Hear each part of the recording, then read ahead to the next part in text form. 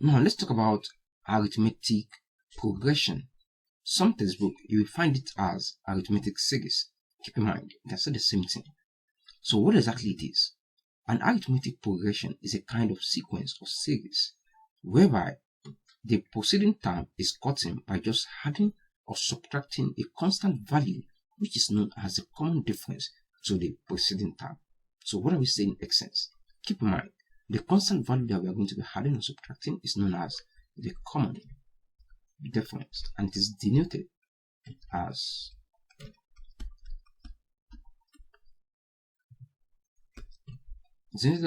lowercase d.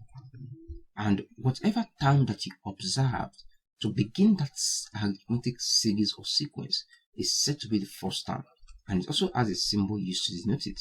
We call it, or we denote it as lowercase a, first term.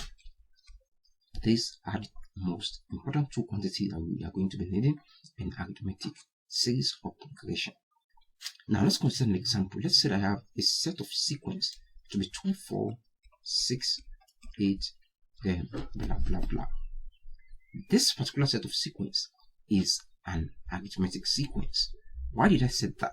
Because if I find a common difference, to get the common difference of an arithmetic series, just subtract the first term from the second term. Or let me say, subtract the preceding term from the preceding term. That will always give you the common difference. So second minus first will always be equals to third minus second will also be equals to fourth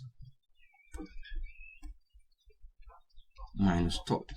So that's how it works. With this, you get your common difference. Well, whatever value, whatever term, or whatever quantity begins the sequence of series, that will be your first term.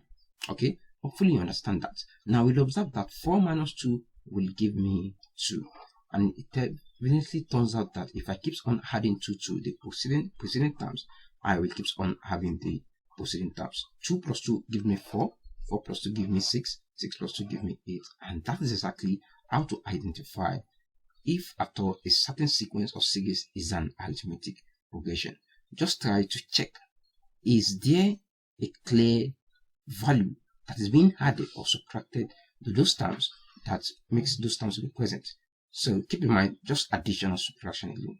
Okay, now let's try to work out some basic problems that you can come across in problems involving arithmetic progression. Hopefully you understand that. Well, I changed my mind. Let me try to give you some other examples of sequence or series that is a arithmetic series, so that I can actually understand the concept of identifying if at all a particular sequence or series is an arithmetic series. Let's consider this a set of odd numbers. Let's say 1, 3, 5, 7, 9, then all the way to infinity. Now wherever you observe that the dot dot dot turns out to end a certain sequence of series, it means that sequence tends to infinity. It doesn't has an end. That's what it means. But when a dot dot dot follows and at the end another value follows like 100, it means this is not an infinite sequence or series. It has an end. Please take note of that as well. Alright, that's not the main goal for this video.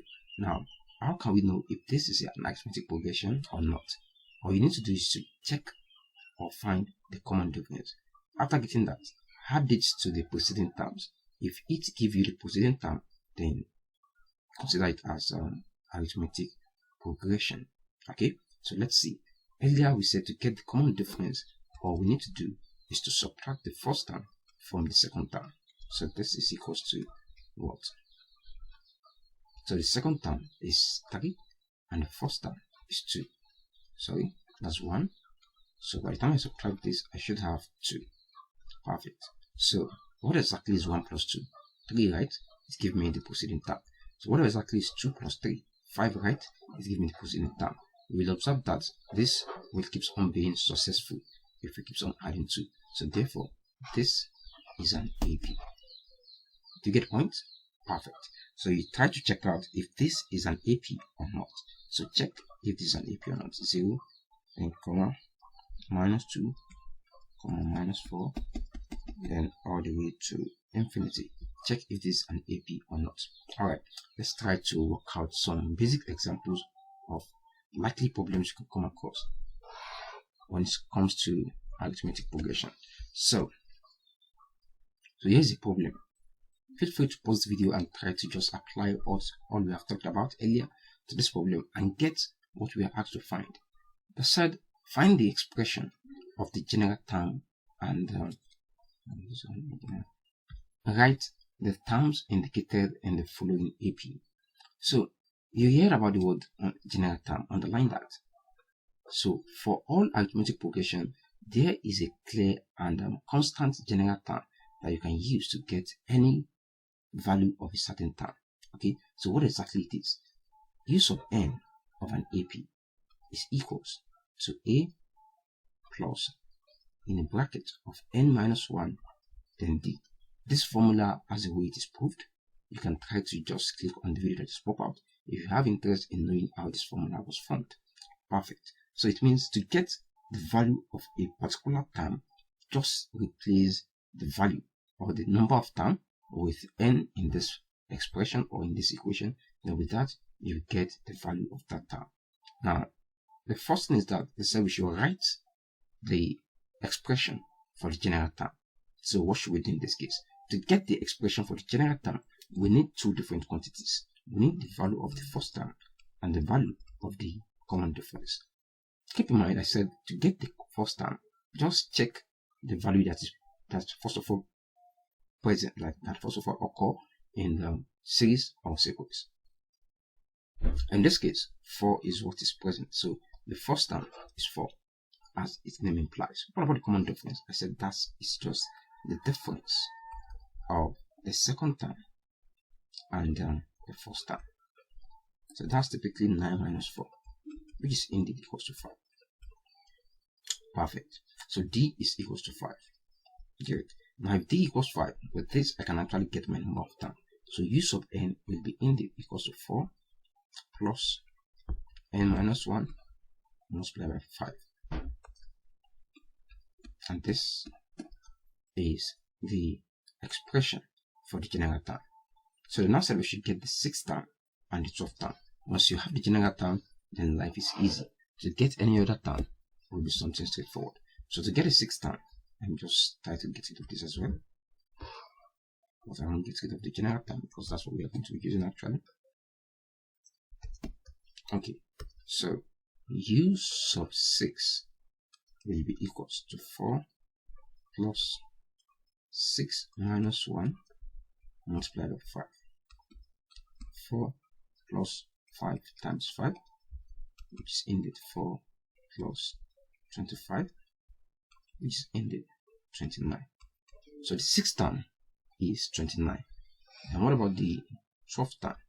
So u sub 12 will be equals to 4 plus 12 minus 1 multiplied by 5, which is 4 plus 11 multiplied by 5, which is equals to 4 plus 11 times 10 is 110. 110 divided by 2 is 55 plus 55. So this is indeed equals to 4 plus 55. That should be 59. So I should have 59. And this is the 12th term. Perfect. So that is how to actually solve for the value of a particular term in an arithmetic progression. Let's solve more examples. Yeah, try this one. So find the expression of the general term and also write the terms indicated in the following AP. So there is the AP 1 over 2 plus 3 over 4. So find the 8th term and the 10th term. Feel free to pause the video and check that out. Alright, let's begin. So the first term is 1 over 2. Then the common difference is indeed 3 over 4, which is the second term, minus 1 over 2, which is the first term, as the case may be. So this is indeed equals to, let's find the LCM. The LCM is 4. 4 in 4 is 1. 1 times 3, that's 3. 2 in 4, that's 2. Alright? 2 times 1, that should be 2. Minus 2. So we have 3 minus 2 should be indeed equals to 1 over 4. So the common difference in this case is 1 over 4. Perfect. And the next thing I would like to do is just to bring this general term. This general term of an AP is A plus n minus 1 then multiplied by D. So the value of A is 1 over 2. Then the common difference is 1 over 4. And in the end, the number of terms should be 1 over 2 plus n minus 1 multiplied by 1 over 4. Perfect. So with this, you can answer all other questions that are being asked in this problem. To get the 8th term, u sub 8 will be indeed equals to 1 over 2 plus 8 minus 1 then multiplied by 1 over 4. Computing this, I have 1 over 2 plus 7 multiplied by 1 over 4. And in the end, we should have, okay, let me just get rid of this. Hopefully you have written that. So as to have it clear and neat and work. So I should have 1 over 2 plus 7 over 4. So finding the LCM, if I use 4, that will be 2 plus 7. 2 plus 7 is indeed 9. So I should have 9 over 4. And this is the solution to this one. So let's solve for the second one. So this is u sub 10. By the way, just try to solve that yourself as well. Pause the video and after solving, you can continue the video and see if the answer is right or not. So u sub 10 will be indeed equals to 1 half, then plus the bracket of 10 minus 1, then multiply by 1 over 4. And in the end, we should have 1 over 2, then plus 9 times 1 over 4. And probably, let's see how it works. So this is indeed equals to 1 over 2 plus 9 over 4. So finally the LCM, I have 2 plus 9 is indeed 11 over 4. And this is u sub 10. Okay, perfect. So if you could recall, we got what was it called? We got u sub 8 to be excuse me, we got it to be 9 over 4. Now if u sub 8 is 9 over 4, what will be u sub 9? U sub 9 will be 9 over 4, which is u sub 8, plus the common difference, which is 1 over 4. We'll observe that this will be 10 over 4. If u sub 9 is 10 over 4, what will be u sub 10? U sub 10 will be u sub 9 plus the common difference, so which is 10 over 4 plus 1 over 4. And in the end, we have 11 over 4, which is pretty cool. And that is how the arithmetic progression works. And that's the beauty behind arithmetic progression. Let's try one last example so as to the rest of mind that you have understand the basic idea behind finding a particular term or the value of a particular term in arithmetic progression. So try this one. Find the expression of the general term and at the same time find the terms of the indicated value. So here is the series 1 plus 7 plus, then you have n minus 2 term, then plus n plus 3 squared term. Okay, don't be carried away. That's still the same thing. Everything are still the same. You're still going to be doing the same thing to what we have been doing so far. Well, let's begin by finding the general term. So the first term is indeed equals to 1. What turns out to be present in the first place. Then the common difference will be 7 minus 1. Okay, so that's indeed equals to 6. Perfect. Now we said the use of n is indeed equals to a plus n minus 1 then multiplied by d. So therefore, since a and d is equals to 1 and 6 respectively, we can replace them in the use of n formula.